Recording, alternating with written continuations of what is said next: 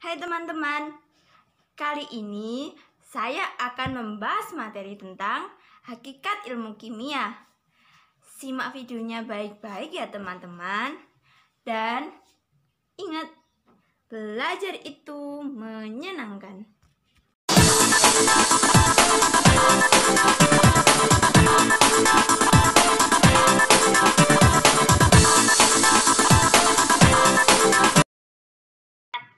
Kalian pernah mendengar istilah kimia, bukan?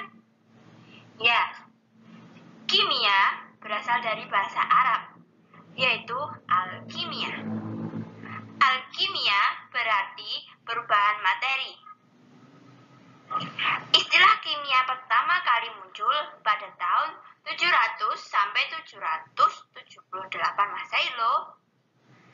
Pencetusnya adalah Jabir ibnu Hayyan yang sering dipanggil the father of Arab chemistry.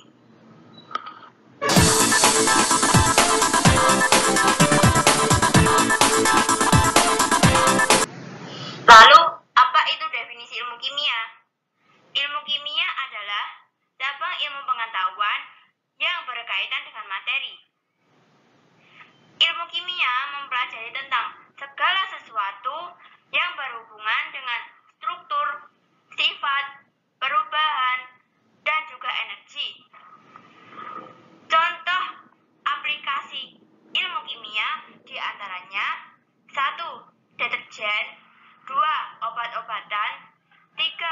Untuk menghilangkan permen karet, 4. Untuk uji coba telur dalam air, dan yang kelima, mematangkan pisang dengan lebih cepat.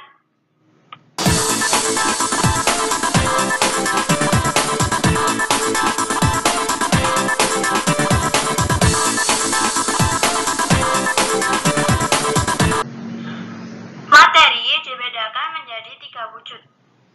Di antaranya 1. Berwujud zat padat. Artinya, zat tersebut memiliki volume dan bentuk yang tetap. Contohnya adalah batu.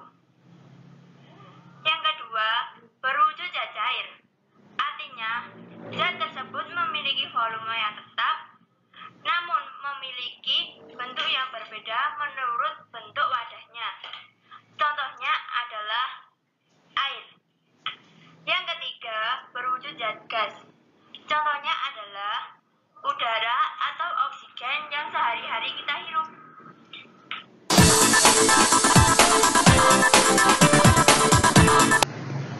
Selanjutnya, metode ilmiah. Metode ilmiah adalah proses keilmuan untuk mendapatkan pengetahuan yang baru dengan menggunakan bukti fisik. Kita ulangi ya teman-teman. Metode ilmiah adalah proses keilmuan untuk mendapatkan pengetahuan yang baru dengan menggunakan bukti fisik. Tahapan-tahapan metode ilmiah diantaranya 1. Menentukan atau merumuskan masalah. Yang kedua, membuat hipotesis atau sering disebut dengan membuat dugaan sementara.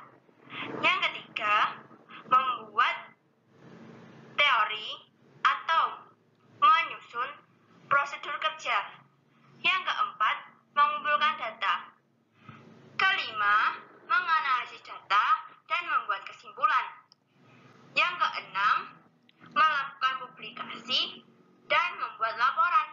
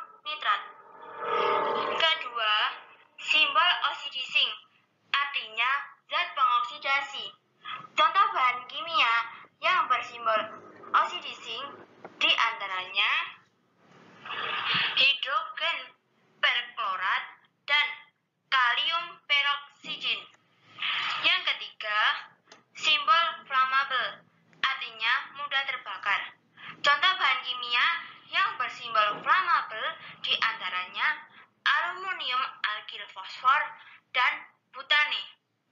4. Bersimbol korosif, artinya benda berkarat atau mengikis. Contoh bahan kimia yang bersimbol korosif diantaranya belerang oksida dan klor. Kelima, bersimbol bahaya, artinya berbahaya bagi lingkungan. Maka, kita jangan pernah membuang zat ini ke lingkungan secara langsung karena bisa merusak ekosistem.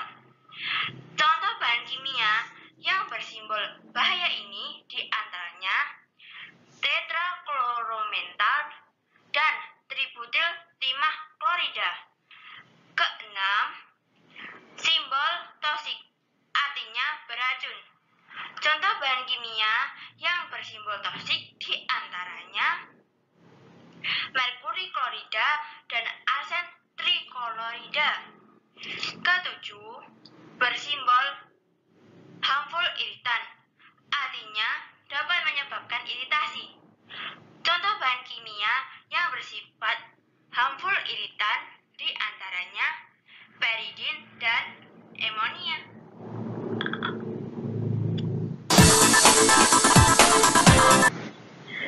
Alat-alat keselamatan kerja di laboratorium kimia. Di antaranya 1. Jas laboratorium berfungsi untuk melindungi diri kita saat bekerja di laboratorium kimia. Kedua, kacamata laboratorium berfungsi untuk melindungi mata kita dari percikan zat kimia dan zat kimia yang mudah menguap. Ketiga, sarung tangan berfungsi melindungi tangan kita dari zat yang dapat menyebabkan iritasi atau harmful iritan. Yang keempat, masker. Masker berfungsi untuk melindungi organ penciuman dari percikan zat kimia dan zat-zat kimia yang mudah menguap. Yang kelima, penutup kepala berfungsi untuk melindungi kepala kita dari zat kimia yang mudah menguap. Sampai di sini dulu ya teman-teman.